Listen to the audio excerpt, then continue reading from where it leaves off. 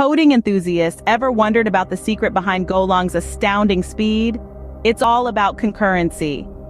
Golang's concurrency model, based on Tony Hoare's communicating sequential processes, is a game changer. Imagine a bustling city with numerous tasks happening simultaneously. That's concurrency. In Golang, these tasks are known as Goroutines, lightweight, independent threads managed by the Go runtime.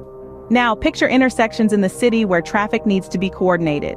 This is where channels come in, providing a safe way for Goroutines to communicate and sync, just like traffic signals. But be cautious, as misuse of Goroutines and channels can lead to data races, deadlocks, and other complexities. So always close channels when they're no longer needed, and remember, don't communicate by sharing memory. Share memory by communicating. Stay curious, keep coding, and remember, Golang's concurrency is your highway to efficient programming. Loop back here anytime you need a refresher.